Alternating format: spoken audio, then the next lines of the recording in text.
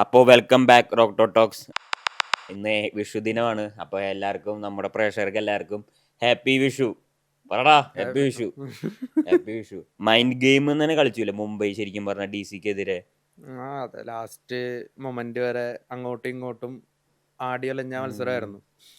അപ്പോൾ from the start Mumbai ബാറ്റിങ്ങിന് ഇറങ്ങിയപ്പോൾ തൊട്ടിട്ട് നല്ല ശുഭസൂചനയാണ്. നല്ല റക്കൽട്ടനും അതുപോലെ രോഹിത് ശർമ്മ അത്യാവശ്യം നല്ലൊരു സ്റ്റാർട്ട് നൽകി. അത്യാവശ്യം 10 per റൺ റേറ്റിൽ വെച്ച് പോകുന്നുണ്ടായിരുന്നു. പിന്നെ രോഹിത് ശർമ്മ ഔട്ടായതിനു ശേഷം സൂര്യകുമാർ യാദവ് വരുന്നു. അദ്ദേഹത്തിന്റെ സ്വതസിദ്ധമായ ശൈലിയിൽ തന്നെയാണ് ബാറ്റ് യൂസ് ചെയ്തത്. പിന്നീട് തിലക് വർമ്മ ജോയിൻ ആവുന്നു.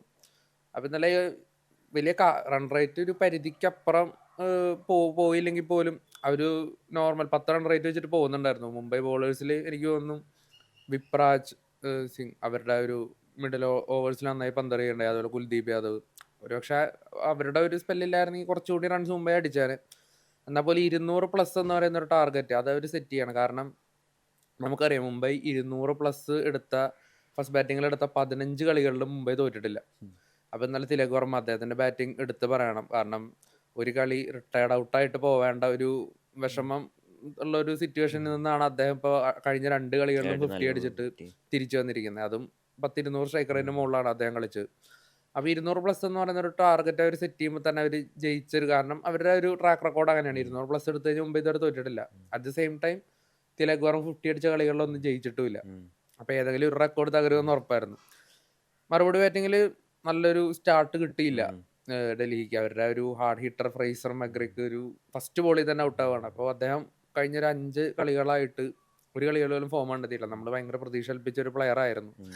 അപ്പോൾ ബുംറേനെയൊക്കെ കഴിഞ്ഞ വർഷം അടിച്ച് പരത്തിയൊരു പ്ലെയർ ആയിരുന്നു. അപ്പോൾ അദ്ദേഹം ഒരു ലെവലിലോട്ട് വന്നിട്ടില്ല.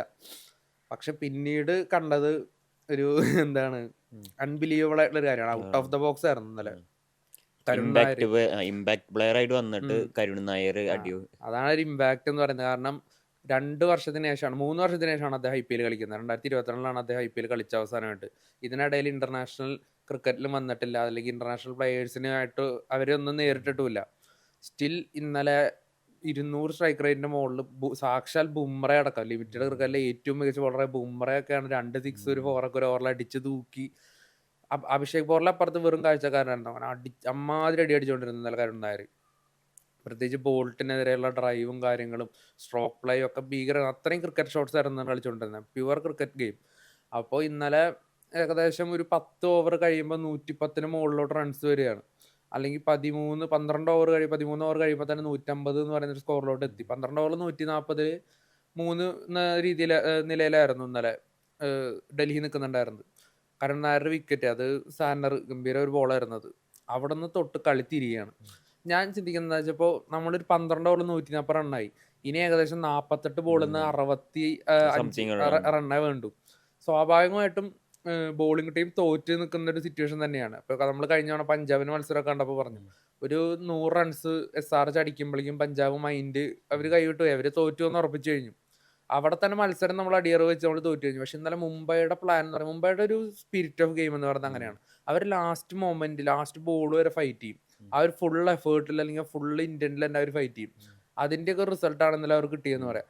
ഇന്നലെ നമുക്കറിയാം അത്രയും പ്രഷർ സിറ്റുവേഷനിൽ പോലും ഭയങ്കര കൂളായിട്ട് കളിക്കുന്ന പ്ലെയറാണ് KL രാഹുൽ. ആ KL രാഹുൽ പോലും ഇന്നലെ ഒരു മോശം ഷോട്ട് കളിച്ച് ഔട്ടാവുന്നു. അല്ലെങ്കിൽ അത്രയും പ്രഷർ സ്റ്റപ്സിന് കയറിയിട്ട് സ്റ്റപ്സും ഒരു മോശം ഷോട്ട് കളിച്ച് അനാവശ്യ ഷോട്ട് കളിച്ച് ഔട്ടാവുന്നു.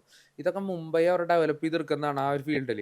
അവരുടെ ഭാഗത്തോട്ടല്ലാത്തൊരു മത്സരം പോലും ആ ടീം ഗെയിം കൊണ്ട് അവരുടെ സൈഡിലോട്ട് മാറ്റുന്നു. അപ്പൊ ഇന്നലത്തെ വിജയം എന്ന് പറഞ്ഞാൽ ടീം പ്ലേ ആണ്. ക്യാപ്റ്റൻ ഹാർദിക് പാണ്ഡ്യ അദ്ദേഹത്തിന്റെ bowling changes, coach Mahela Jayawardhana ഇടപെടലുകൾ, ബോൾ ചേഞ്ച് ആക്കുന്നവർ, സ്പിന്നേഴ്സിനും ഓവറുകൾ നല്ല രീതിയിൽ സ്പെല്ല് യൂസ് ചെയ്യുന്നു. അതൊരു അടി കിട്ടിയ ബോളേഴ്സ് പോലും പിന്നീട് ബോൾട്ടൊക്കെ 17ാമത്തെ ഓവർ എറിഞ്ഞൊരു രീതി കാണണം. വെറും 3 റൺസാണ് വിട്ടുകൊടുത്തത്. അപ്പോൾ മുംബൈയുടെ ടീമിന്റെ ഒരു സ്പിരിറ്റ് ഞാൻ കഴിഞ്ഞ കളി കണ്ടപ്പോഴേ പറഞ്ഞാണ് മുംബൈ അടുത്ത കളി തീർച്ചയായിട്ടും ജയിക്കും എന്നുള്ളത്. കാരണം അവരൊരിക്കലും ലാസ്റ്റ് കിടക്കുന്ന ടീമല്ല. അവരുടെ പെർഫോമൻസ് വൈസ് ആണെങ്കിലും അവരുടെ ഇൻഡിവിജ്വൽ പ്ലെയേഴ്സിന്റെ കാലിബർ വൈസ് ആണെങ്കിൽ അവർ ഒരിക്കലും ലാസ്റ്റ് കിടക്കുന്ന ടീമല്ല. അതവർ തെളിയിച്ചു ഇന്നലെ നമ്മൾ ഒരു ഘട്ടത്തിൽ 12 ഓവറിൽ 140 റൺസായി 3 വിക്കറ്റേ പോയിട്ടുള്ളൂ, ഡൽഹി ജയിച്ചു എന്ന് പറഞ്ഞ സ്ഥലത്ത് നിന്നാണ് ഇന്നലെ അവസാനത്തെ 3 റൺഔട്ടൊക്കെ നോക്കണം. അതാണ് ഫീൽഡിലുള്ള ആ ഒരു പ്രസൻസ് ഓഫ് മൈൻഡ്, സ്പിരിറ്റ് ഒക്കെ അങ്ങനെയാണ് കാണിക്കേണ്ടത്. അത് ശരിക്കും DCയുടെ കൺട്രോൾ പോയി തന്നെ ആ 3 ഔട്ട് കണ്ടറിയാം. വെറുതെ അനാവശ്യമായിട്ട് 3 ഔട്ട്. അത് പിന്നെ അത് മുംബൈയുടെ മികച്ച ഫീൽഡിങ്, ആ സ്പിരിറ്റ് പറഞ്ഞ പോലെ ഹാർദിക് പാണ്ഡ്യയൊക്കെ ഭയങ്കര എനർജിയിൽ നടക്കണം. അതുപോലെ ബൂമറയൊക്കെ ഇവരെല്ലാവരും ടീമായിട്ട് നിന്നിട്ട് ഡിസിഷൻ എടുക്കണ പോലെയാണ് ഫീൽ ചെയ്യണത് ശരിക്കും പറഞ്ഞാൽ. അത് മാത്രമല്ല, ഇന്നലെ KL രാഹുലിന്റെ വിക്കറ്റ് ആ നോക്കാം, അല്ലെങ്കിൽ സ്റ്റബ്സിന്റെ ക്യാച്ച് നോക്കാം. അപ്പൊ ഇവരൊക്കെ ഒരിക്കലും ഒരു എന്താണ്, അവരെ അത്രയും ഫ്രീ ആയിട്ട് കളിക്കുമ്പോൾ അങ്ങനത്തെ ഒരു മോശം ഷോട്ട് അവരെ ഭാഗത്തുനിന്ന് വരില്ല. ഇത് പ്രഷറായിട്ട് ഔട്ടായതാണ്. അത് നമ്മൾ ആലോചിക്കണം. 12 ഓവർ 140 റൺസും ഉം. 14 ഓവർ 106 റൺസ് എത്ത ടീമിൽ ഇത്രയും ഒരു പ്രഷർ സിറ്റുവേഷൻ വരേണ്ട ആവശ്യമില്ല. അവിടെയാണ് മുംബൈ ടീമിന്റെ കഴിവെന്ന് പറയുന്നത്. അവർ ആ ഒരു പ്രഷർ അവിടെ ക്രിയേറ്റ് ചെയ്യാണ്. വിക്കറ്റ് ബാറ്റ്സ്മാൻമാർ വലിച്ചെറിഞ്ഞ് പോവും.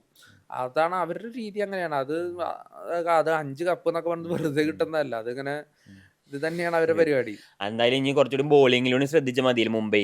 ഈ കളിയിലും ബോളിംഗ് വളരെ മോശം തന്നെയാണ്. കുറച്ചൊന്ന് അല്ല, കുറച്ച് ബോളിംഗ് നമുക്കങ്ങനെ പറയാൻ പറ്റില്ല. കാരണം ഒരു 200 എന്നൊക്കെ പറയുന്ന സ്കോർ എന്നൊക്കെ പറയുമ്പോൾ അടിച്ചെത്തുന്നുണ്ട് ഇപ്പൊ എല്ലാ ടീമുകളും. ടാർഗറ്റ് ചേസ് ചെയ്യുമ്പോഴായാലും പക്ഷെ അങ്ങനെ. ബുംറയ്ക്ക് അടി കിട്ടി. ബുംറയ്ക്കോ അത് പിന്നെ അദ്ദേഹം പൂർണ്ണമായിട്ട് അങ്ങോട്ട് തിരിച്ചു വന്നിട്ടില്ല. എന്നാൽ പോലും അദ്ദേഹത്തിന്റെ സെക്കൻഡ് ലാസ്റ്റ് ഓവർ സ്പെല്ലൊക്കെ ഭീകരമായിരുന്നു. ആ ഓവറിലാണ് 3 റണ്ണൗട്ടും കാര്യങ്ങളൊക്കെ വന്നത്.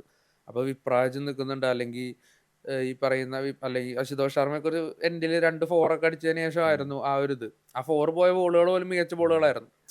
അപ്പോൾ എന്തായാലും അടുത്ത മത്സരം നന്നാവും. കാരണം ഫീൽഡിൽ ആ ഒരു കോർഡിനേഷൻ, ആ ഒരു എഫേർട്ടും കാര്യങ്ങളൊക്കെ തന്നെയാണ് അവരുടെ ഒരു ബോളിങ്ങിൽ ഒരു കരുത്ത് കൊടുക്കുന്നത്. ക്യാച്ച് ഡ്രോപ്പ് ചെയ്യുക അങ്ങനെയൊക്കെ ആണെങ്കിൽ തീർച്ചയായിട്ടും ബോളേഴ്സ് അടിമേടിക്കും. ഇത് നല്ല ഫീൽഡിൽ മുംബൈയുടെ എഫേർട്ടൊക്കെ എടുത്ത് പറയാൻ തന്നെ വേണം. അതുപോലെ മുംബൈയുടെ പ്ലേയിങ് ലെവലിൽ ഇന്നലെ അവർ ഉൾക്കൊള്ളിച്ചൊരു പ്ലെയർ ആയിരുന്നു കരൺ ശർമ്മ.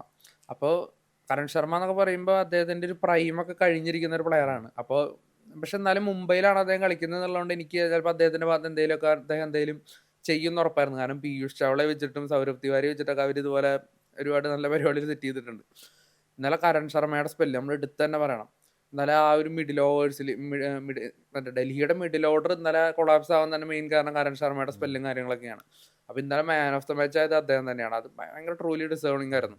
ഏകദേശം 7 വർഷത്തിന് ശേഷമാണ് അദ്ദേഹത്തിന് ഒരു മാൻ ഓഫ് ദ മാച്ച് കിട്ടുന്നത് IPL. എനിക്ക് തോന്നുന്നു അവസാനമായിട്ട് SRHന് വേണ്ടി കളിക്കുമ്പോഴാണ് തോന്നുന്നത് അങ്ങനെ കിട്ടിയത്.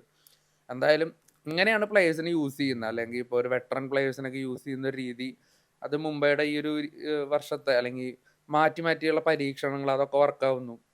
ഇപ്പൊ നമ്മൾ നോക്കി കഴിഞ്ഞാൽ അശ്വിനി കുമാർ എന്ന് പറയുന്ന പ്ലെയർ ഒരു കളി കളിച്ചിട്ടുള്ള, ഒരു കളി മാൻ ഓഫ് ദ മാച്ച് ആണ്, അല്ലെങ്കിൽ വിഘ്നേഷ് പുത്തൂര്, അപ്പോൾ ഇപ്പോൾ കരൺ ശർമ്മ. അപ്പോൾ പ്ലേയേഴ്സിനെ റൊട്ടേറ്റ് ചെയ്യുന്നത് മൂലം ഒരു പക്ഷേ അവർക്ക് ചിലപ്പോൾ തോൽവി ഉണ്ടായെന്ന് വരാം. പക്ഷെ ചില കളികളിൽ അത് ഇങ്ങനെ വർക്കാവുകയും ചെയ്യുന്നുണ്ട്. അപ്പൊ എന്തായാലും എല്ലാവർക്കും ഒന്നും കൂടി ഹാപ്പി വിഷു. നമ്മുടെ ചാനൽ ആദ്യമായിട്ട് കാണുന്നവരാണെങ്കിൽ ഒന്ന് സപ്പോർട്ട് ചെയ്യുക, ഞങ്ങളെ ലൈക്ക് ചെയ്യുക, കമന്റ് ചെയ്യുക. നിങ്ങളുടെ അഭിപ്രായങ്ങളും കാര്യങ്ങളും ഒക്കെ ഉണ്ടെങ്കിൽ കമന്റ് ബോക്സിൽ ഇടുക, ഞങ്ങൾ വായിക്കുന്നതായിരിക്കും.